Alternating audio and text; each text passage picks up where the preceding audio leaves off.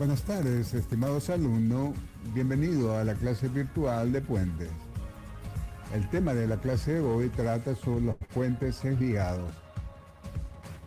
El objetivo de esta clase es la de presentar esta tipología comprendida dentro de los llamados puentes especiales, su utilización en estructuras viales, sus ventajas y desventajas, su comportamiento estructural, determinación de los esfuerzos y finalmente el armado de los mismos.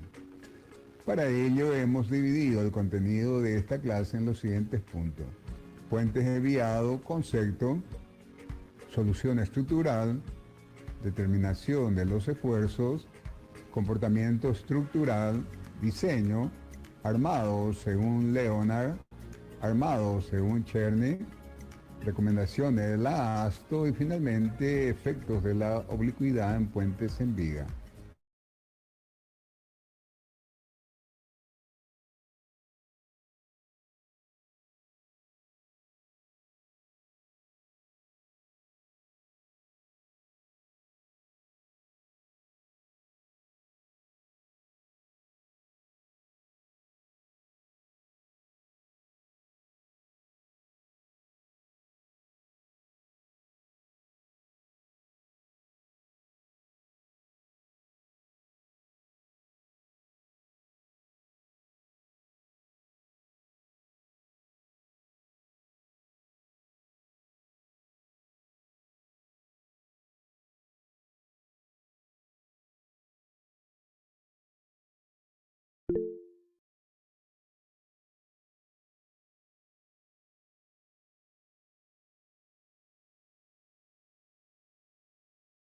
Estructural, diseño, armado según Leonard, armado según Cherny, recomendaciones de la ASTO y finalmente efectos de la oblicuidad en puentes en viga. Entramos en materia. Puentes oblicuos. Los puentes oblicuos tienen su origen en las características peculiares del trazado de la carretera o de la vía, cuando no ocurre un cruce normal a los mismos. La figura siguiente caracteriza el caso de un puente oblicuo de un tramo y un puente oblicuo continuo. En este gráfico podemos ver las características del puente, su ángulo de oblicuidad, la luz medida en el sentido del eje del puente L y la luz medida en el sentido perpendicular al apoyo L sub N. Estos serían los bordes libres y estos serían los apoyos. Este es el caso de un puente continuo, donde estos son apoyos puntuales. La oblicuidad es definida por el ángulo φ. El ángulo φ es el ángulo que forma el eje del puente con el apoyo. En la literatura inglesa se emplea el ángulo zeta, que es el complemento del ángulo φ.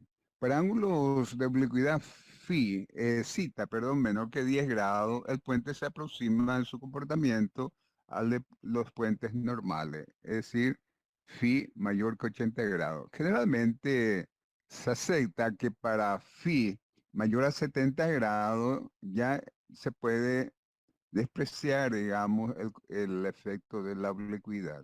Los ferrocarriles, al no permitir curvas, son lo que fuerza generalmente los cruces oblicuos, al no permitir curvas de transición, como en el caso de las carreteras. El número de los puentes, los cuales son construidos oblicuos, es muy grande. En Inglaterra, según dice Rowe, es mayor que el número de los puentes rectos. Por eso es que los puentes oblicuos tienen una importancia en el diseño, particularmente en el rango de las luces cortas y medias hasta cerca de 18 metros, donde el ancho del puente es del mismo orden que la luz.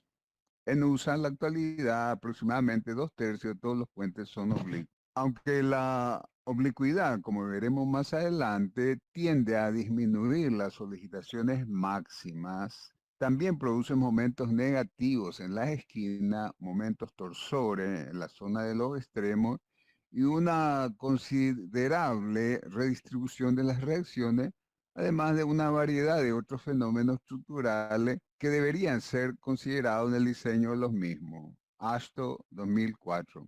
Los métodos de diseño aplicados a puentes oblicuos, ASTO 2004, fueron pensados para puentes rectos, por lo que estos fenómenos no son en general considerados. Solución estructural. La superestructura de los puentes oblicuos pueden ser en losa, en sistema de emparrillado o en sistema celular. La solución en losa se aplica a pequeños vanos y lo demás a vanos de mayor porte.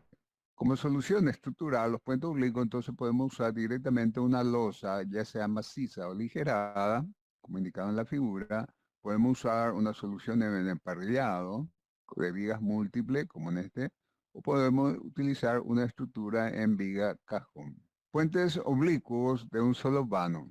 Para los cruces oblicuos, la losa maciza presenta numerosas ventajas, según Leonard. Su encofrado es fácil de ejecutar, permite la menor altura estructural, transmite la carga por el camino más corto al máximo, al apoyo próximo. Con eso, la dirección de las armaduras principales se ajusta aproximadamente a la dirección de los momentos principales, como veremos más adelante. Sumado a eso, podríamos utilizar su mejor aspecto desde el punto de vista estético.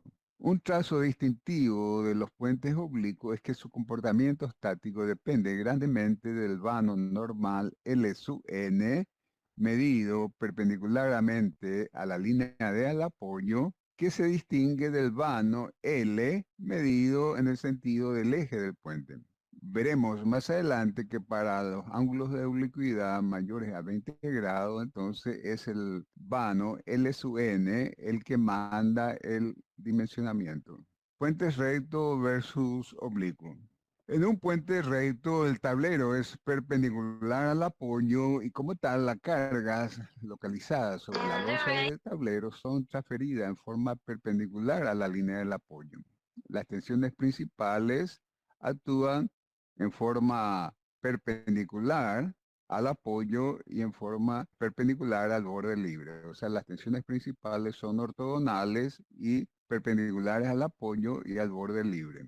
En un puente oblicuo, las cargas son transferidas del tablero. Un puente oblicuo al apoyo, por otra parte, es un problema complejo porque no se sabe a priori la dirección en que las cargas son transferidas al apoyo. O sea, no se sabe la trayectoria de las tensiones principales y estas tensiones principales no siguen la dirección del eje medio de la losa. Entonces, como veremos más adelante también, en un puente oblicuo con un ángulo realmente mayor de grado, las tensiones principales difieren de la línea de centro y por lo tanto no se puede saber a priori la luz en el cual trabaja la losa.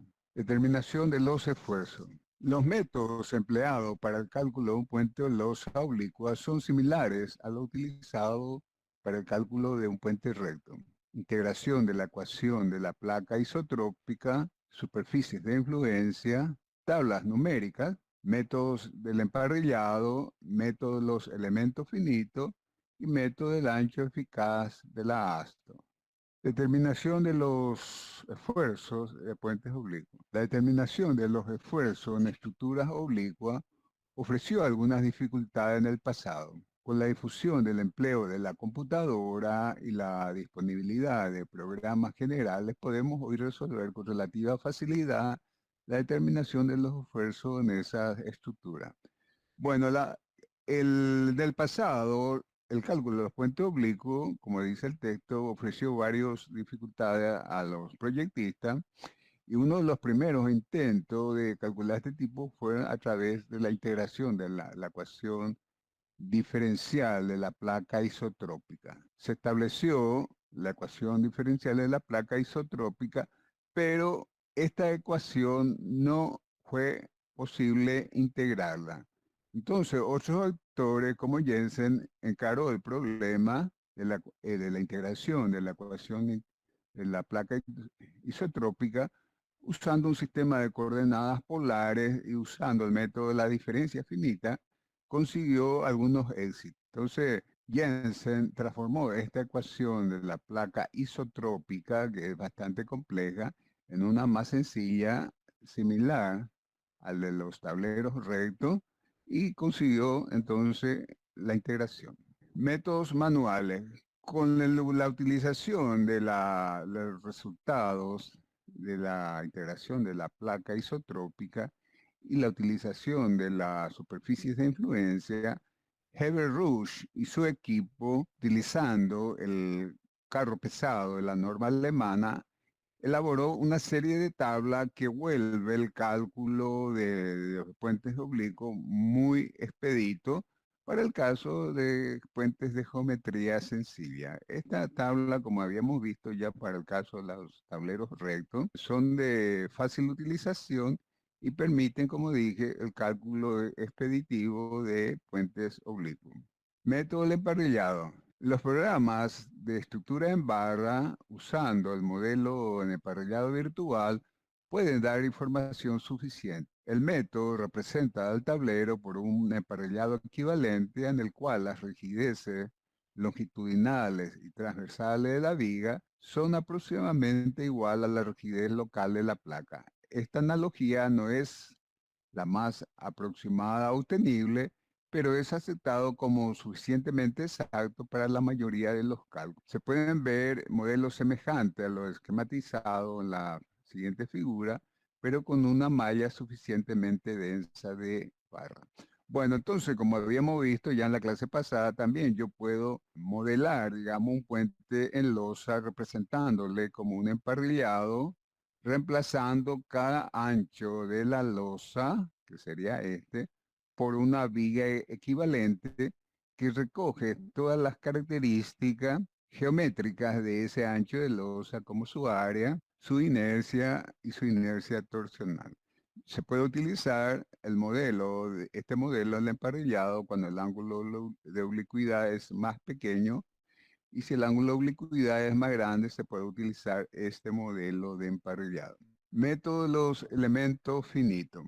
Como el caso de los puentes losa recto, también puede utilizarse un método de elementos finitos, que como habíamos visto en la clase pasada, consiste en discretizar la losa por elementos más pequeños, estableciendo entonces la ecuación de continuidad de las deformaciones, resolviendo una serie de ecuaciones numéricas. Entonces podemos establecer la deformada de la losa que nos permite encontrar los esfuerzos. Estos esfuerzos hoy en día se pueden calcular mediante programas de cálculo en elementos finitos que ya nos dan los resultados en forma de gráficos en colores, donde se ven las superficies de influencia de los diferentes momentos.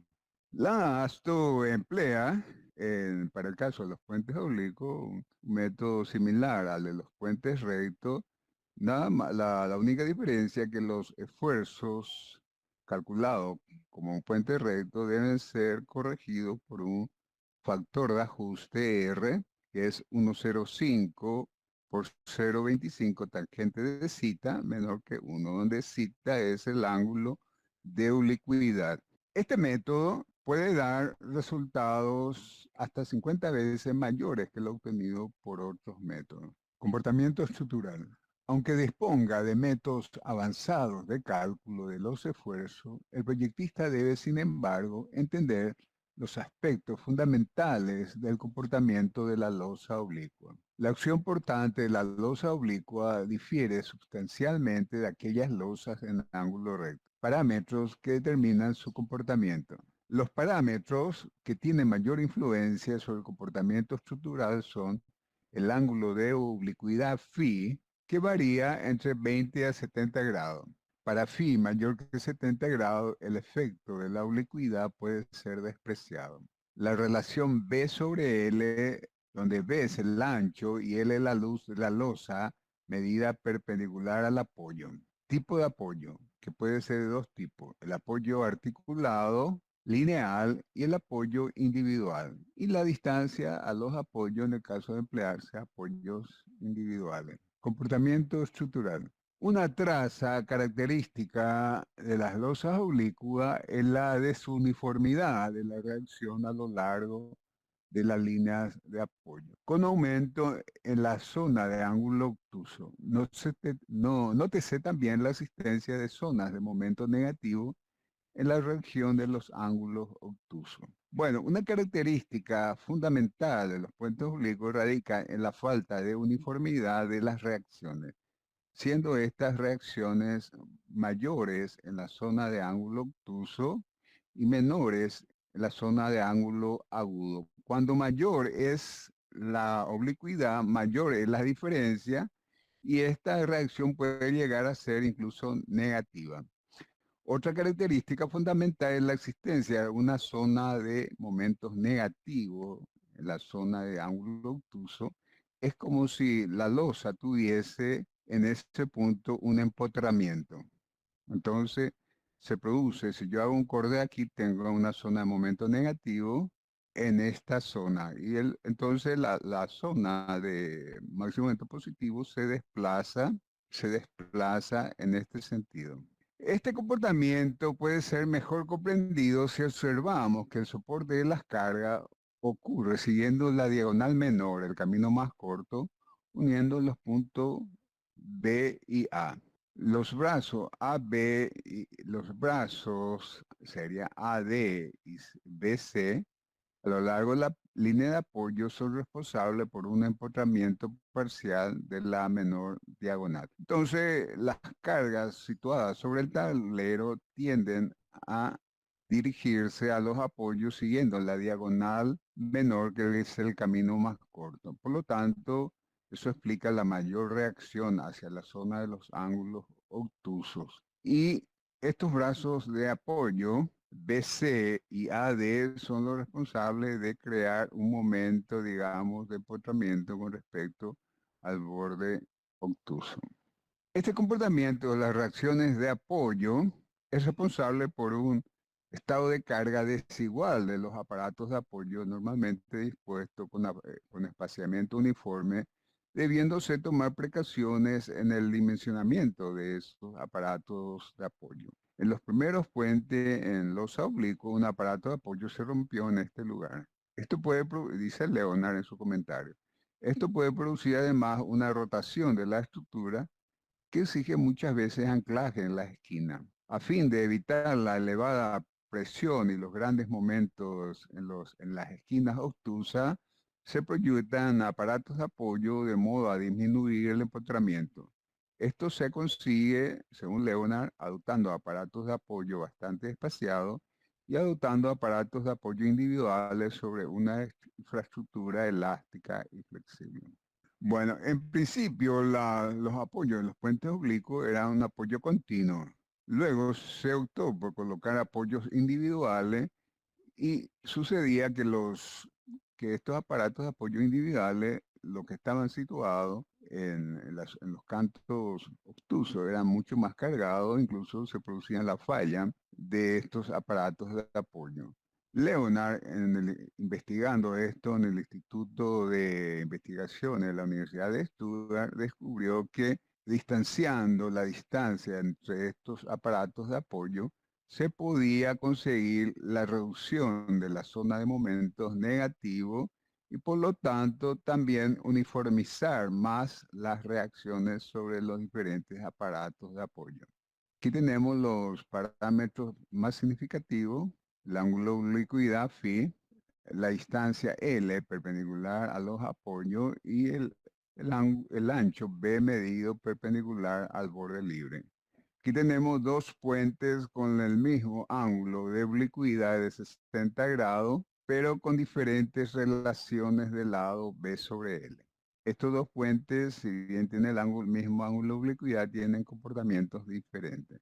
Y aquí tenemos dos puentes también con el mismo ángulo de oblicuidad 30 para una relación B sobre L igual a un medio y este para una relación B sobre L igual a 1, que como veremos más adelante también tienen diferentes comportamientos a pesar de tener el mismo ángulo de oblicuidad.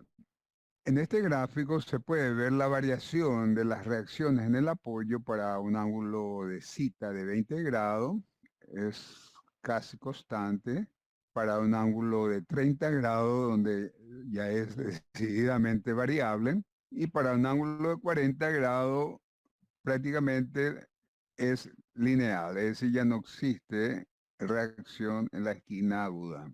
Para un ángulo mayor a 40 grados, entonces puede incluso haber reacciones negativas en esta esquina que obligan al anclaje de esta esquina. Conclusiones del estudio de Rush, Homberg y Jensen. Usando la resolución de la ecuación de la placa para una carga uniforme, el equipo de la norma alemana, compuesto por Rush, Homberg y Jensen, llegaron a varias conclusiones, como en el hecho de que en un puente en borde libre, los momentos positivos y las deflexiones en el medio disminuyen, pero aparecen, como ya sabemos, zonas de momentos negativos en las esquinas obtusas. No solamente aparecen momentos negativos en las esquinas obtusas, sino también en las esquinas agudas, aunque estas son de menor valor a los de las esquinas obtusas. La dirección de las tensiones principales no tiene una dirección constante, siguiendo por ejemplo el eje, sino se van curvando hacia el ángulo obtuso. Entonces la trayectoria de las tensiones principales, según este estudio, sí tiene la forma de una S. Entonces las trayectorias principales no siguen una dirección de la línea del centro, sino se van curvando hasta formar una S. Cuando el puente es ancho, la zona central de este puente se comporta como si fuese un tablero recto. O sea, las tensiones son principales, son perpendiculares a los apoyos, pero fuera de esa zona central, su comportamiento es similar al de los puentes oblicuos. Cuando el puente, sin embargo, es estrecho, la losa ya no flexa como en los demás casos de los puentes muy oblicuos, según la luz perpendicular al apoyo, sino funciona como una viga apoyada en el sentido de la luz mayor del puente, es decir, de la luz medida según el eje medio del puente. Momentos flectores. El cálculo de los momentos de los puentes oblicuos pueden ser obtenidos, como vemos, a través de programas de cálculo matricial, usando los programas generales de parrillado, o podemos utilizar tablas donde nos dan los momentos principales en cada punto de la losa. Estas tablas nos dan para cada punto, en un punto determinado nos da 3 momentos. Un momento M1, un momento MX, un momento MI y un momento M sub XI. Bueno, en realidad en un punto existen solamente 2 momentos, pero la aparición de 3 momentos MX, MI y M sub X y es debido solamente a la elección de un sistema de coordenadas cartesianas. En la realidad hay que encontrar una dirección para el cual el momento M sub X y se anula y existen solamente 2 momentos M1 y M2. Esa dirección es llamada dirección principal y los momentos que aparecen son llamados momentos principales. Esos momentos principales pueden ser encontrados, como sabemos, por resistencia de materiales con la aplicación de esta forma. El momento M1 vendría a ser un medio de mx más mi más un medio de la raíz cuadrada de mx menos mi al cuadrado más 4 veces m sub xi al cuadrado. Y el momento m sub 2 vendría a ser similar al anterior, solamente cambia aquí el sentido negativo. Poniendo menos aquí, entonces encontramos el momento M2. La dirección de las tensiones principales está dada por esta fórmula. Es 2 veces M sub XI dividido MX menos MI. Eso nos da la tangente de 2 alfa, o sea, alfa vendría a ser la mitad del ángulo encontrado por esta fórmula. Bueno, si nosotros hiciésemos eso para algunos puntos de la placa, podríamos encontrar la trayectoria de las tensiones principales de una placa. Esta sería la trayectoria de las placas para una losa con una relación de lado menor a un medio y esta para una placa con una relación de lado mayor que 2, pero ambos con el mismo ángulo de oblicuidad de 45 grados. Como habíamos visto, podemos ver que en el caso de una losa ancha, la dirección de las tensiones principales son prácticamente perpendiculares al apoyo y paralelas al apoyo. Sin embargo, fuera de esta zona central, entonces las trayectorias de las tensiones principales se van inclinando. A medida que nos acercamos, entonces salimos de la zona central, esas tensiones principales se van inclinando, como se puede ver en este gráfico. Sin embargo, en un puente estrecho, con el mismo ángulo, esas tensiones principales siguen aproximadamente la dirección perpendicular al apoyo en cada punto. Si nosotros nos fijamos, desde el momento M1 es prácticamente perpendicular al apoyo, lo cual tiene su implicancia en el armado de la losa.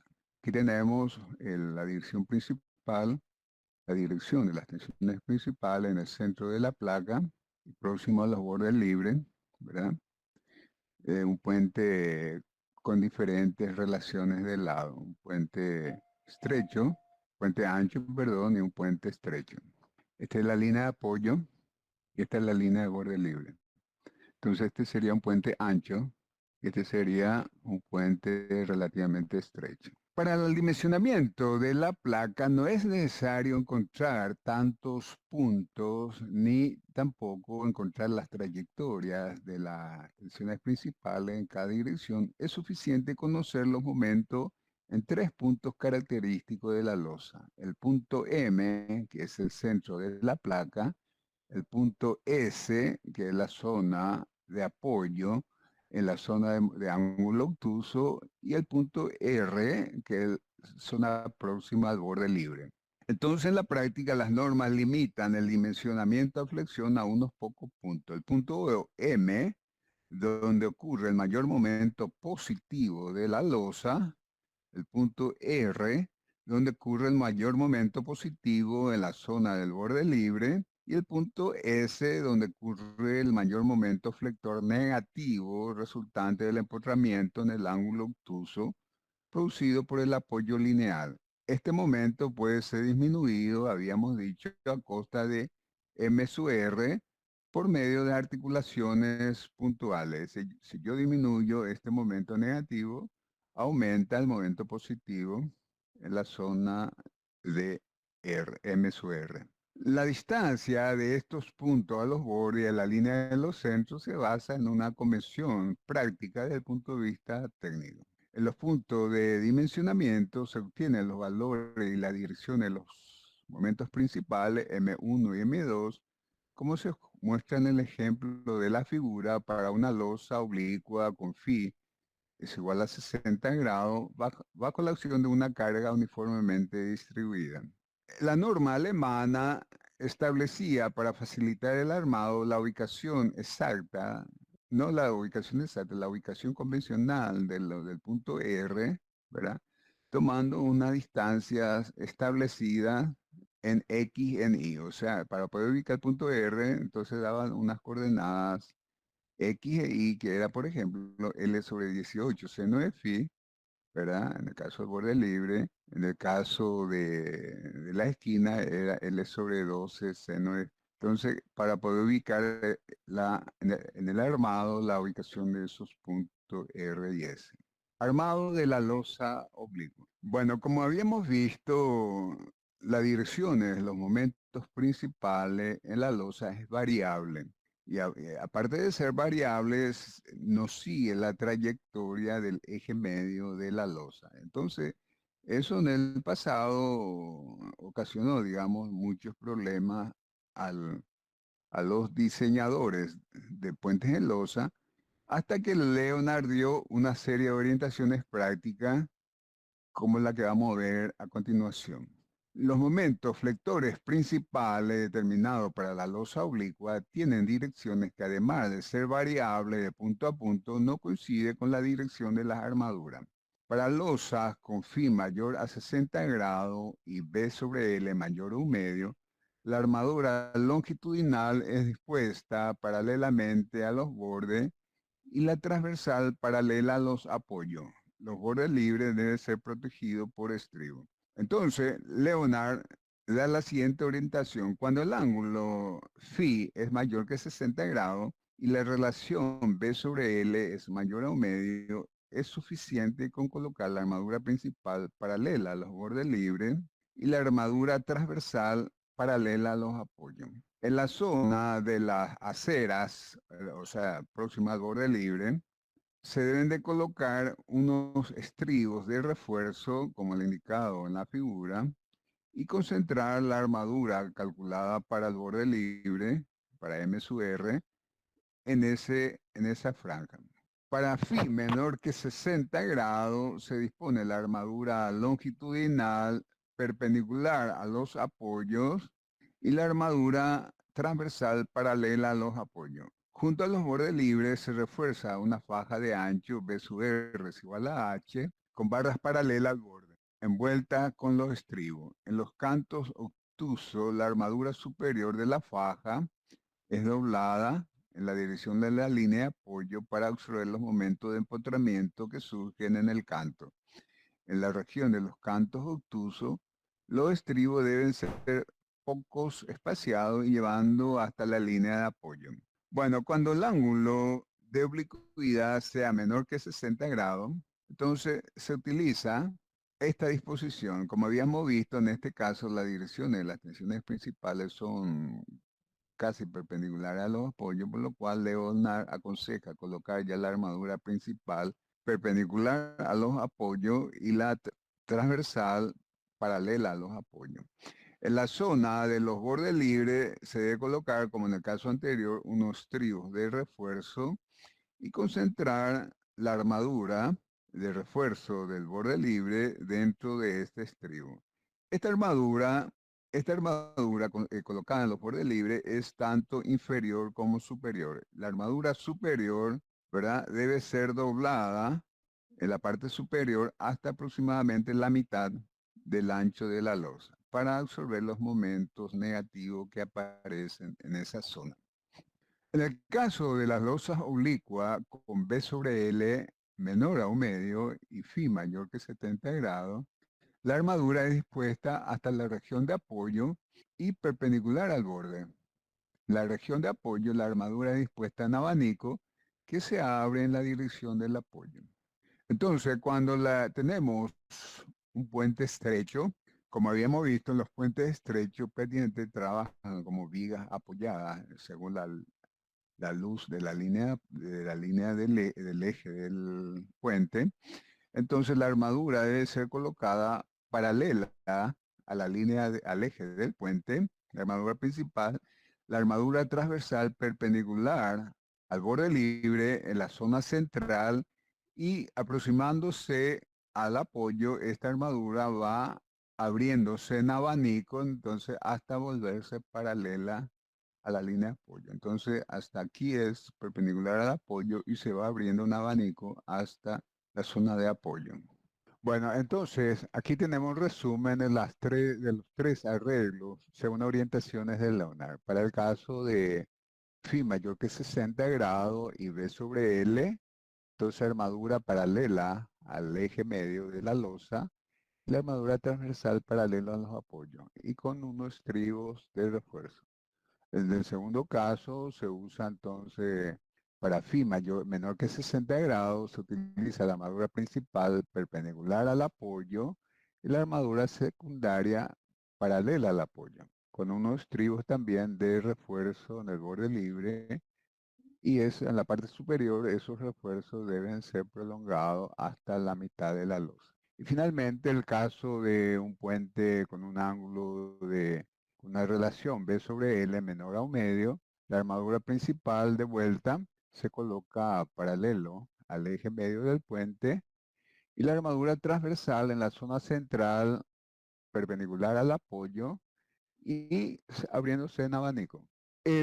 Algunos autores, como en el caso de Cherne, recomienda el armado siguiendo la dirección de las tensiones principales. Este armado puede crear algunas complicaciones en el momento del replanteo de la armadura. Cherne, entonces, propone la utilización del esquema de armado variable, ¿verdad? Aquí puede decir direcciones de la armadura según sugerencia de Cherner. Este sería para el caso un puente con phi mayor que 60 grados y para un ángulo phi menor que 60 grados. Cherner también, como similarmente al Leonard, recomienda la colocación de un estribo de refuerzo en la zona, solamente en la zona del ángulo obtuso, y esa armadura también debe ser prolongada en la parte superior. El armado de la esquina, según Cherner, perdón, del borde libre. Según Cherner, entonces en el borde libre se debe colocar un estribo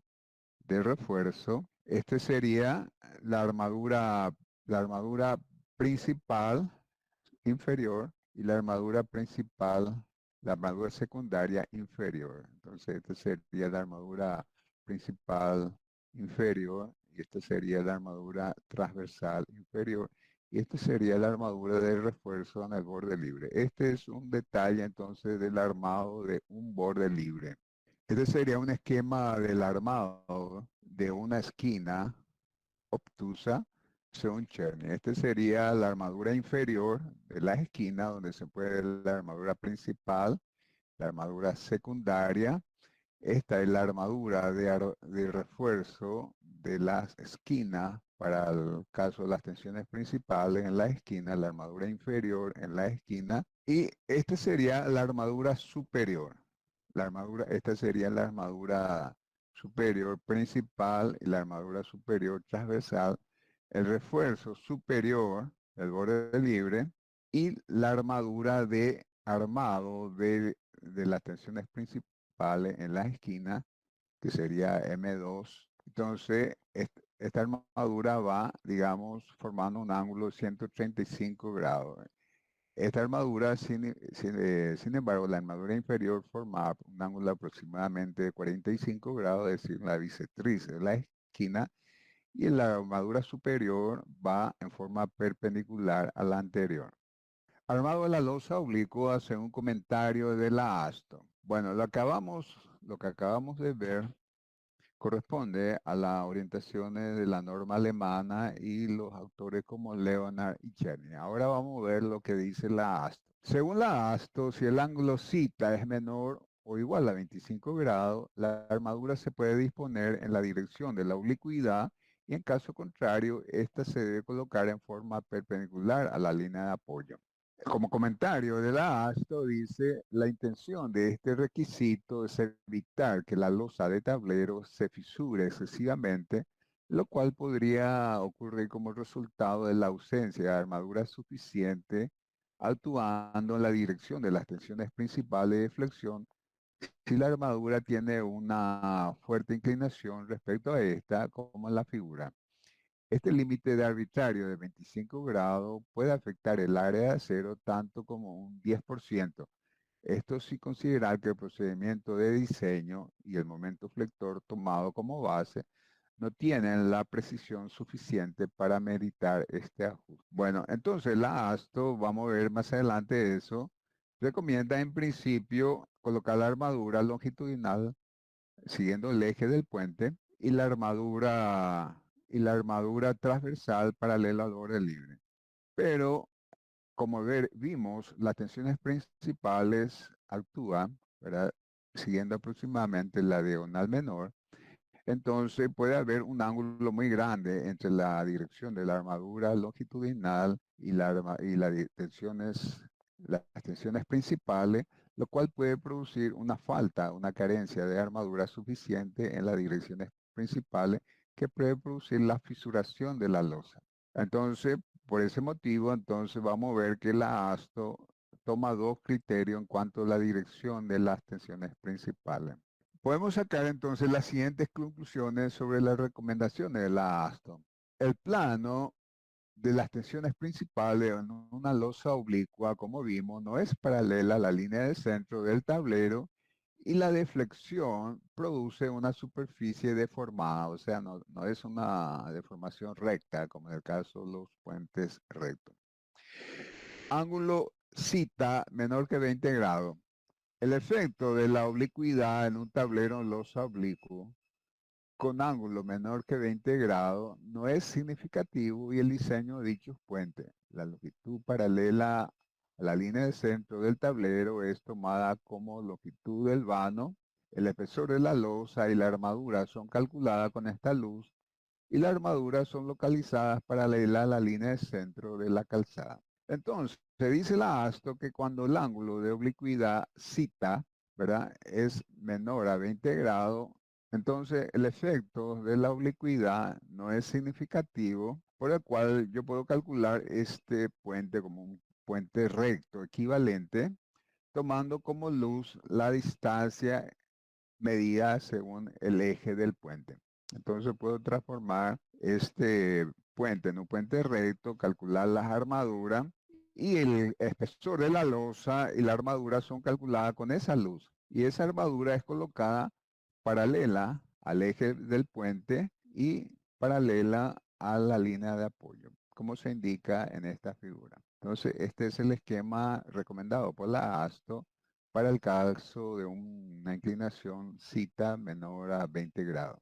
Ángulo mayor que, ángulo cita mayor que 20 grados. Cuando el ángulo varía entre 20 y 50 grados, el efecto de la oblicuidad ya se vuelve significativo. En este caso, el espesor de la losa es determinado con la luz más corta, L sub n, pero la armadura calculada sobre la base del vano más corto es multiplicado por secante al cuadrado de cita, siendo cita el ángulo de oblicuidad. Es también una práctica común colocar la armadura de refuerzo perpendicular al apoyo cuando el ángulo de oblicuidad está entre 20 y 50 grados. Por debajo de las aceras, puente con aceras peatonales o bajo los guardarruedas, deben ser previstos de una armadura extra para su actuación como vigas ocultas. Bueno, entonces, como conclusión, podemos decir que cuando el ángulo de oblicuidad es mayor a 20 grados, según recomendaciones de la ASTO, yo debo calcular como luz de cálculo la luz medida en forma perpendicular a la línea de apoyo. Y por lo tanto, la armadura principal debe ir también en forma perpendicular a la armadura de apoyo, ¿verdad? Y el espesor de la losa y esta armadura son calculadas, digamos, con esta luz perpendicular al apoyo, ¿verdad? Pero como esta armadura puede ser insuficiente, entonces debe ser multiplicado por un coeficiente que es igual a secante al cuadrado de phi, perdón, de z, donde zeta es el ángulo de oblicuidad. En la zona del borde libre se coloca un refuerzo como si fuese una viga chata, digamos, embutida en el espesor de la losa. Y en la zona de los ángulos obtusos y agudos se debe colocar una armadura para, para colaborar con los efectos de los momentos de torsión de la losa, o sea, las tensiones principales M1 y M2 que actúan en esos puntos. Efecto de la oblicuidad en puentes de viga. La, la norma ASTO tiene una recomendación que los puentes en viga, en emparrillado, con un ángulo menor a 20 grados, pueden ser calculados exactamente como si se tratase de un puente recto, ¿verdad? Y si el ángulo de oblicuidad es mayor que 20 grados, entonces sí se debe hacer unas correcciones utilizando el coeficiente de corrección R que ya habíamos visto. Bueno, este criterio de dimensionamiento de la ASTO es bastante simplista y debido a un trabajo de una universidad canadiense, estudiaron el comportamiento de los puentes oblicuos, puentes en vigas oblicuos, haciendo un modelo en elemento finito de los diferentes puentes usados en la práctica y comparando los resultados de esos cálculos con los resultados arrojados por el modelo en elemento finito. Bueno, debido a este trabajo realizado por Ibrahim Harba, llegamos a la conclusión que en los puentes oblicuos, puentes en vigas oblicuos, los momentos positivos en el centro disminuyen hasta un 10%. para un ángulo de oblicuidad de 45 grados. También la deformación en el centro de estos puentes disminuye hasta un 34% para un ángulo de 45 grados. Es decir, tanto los momentos positivos máximos como la deformación decrecen con la oblicuidad, cual es por el lado de la seguridad, digamos. Pero en contraparte, digamos, aumentan los cortantes en las vigas principales exteriores hasta un 36% y disminuye la interiores. O sea, los puentes en viga tienen un comportamiento similar a los puentes en losa, entonces las reacciones aumentan hasta un 36% en la viga externa. También la torsión en la viga aumentan hasta un 400% en las vías exteriores para un ángulo de 45 grados y en las interiores hasta un 140%. Este comportamiento sí ya no es favorable y normalmente no está considerado por las normas. Y también la reacción máxima de apoyo, esto es importante para el cálculo del aparato de apoyo, aumenta hasta un 40% en la viga exterior y hasta un 14% en las vigas interiores. A raíz de estos resultados, entonces el autor recomienda no dimensionar los puentes en viga utilizando, digamos, las recomendaciones de la ASTO, sino hacer un modelo en elemento finito y sacar los esfuerzos en base al resultado arrojado por ese modelo. Porque la utilización de las recomendaciones de la ASTO puede ser por el lado de la inseguridad. Bueno, con esto damos fin a esta clase. Le agradezco a todos los que quedaron hasta el final del video. Esperamos encontrarnos, Dios mediante, la próxima semana. Muchas gracias.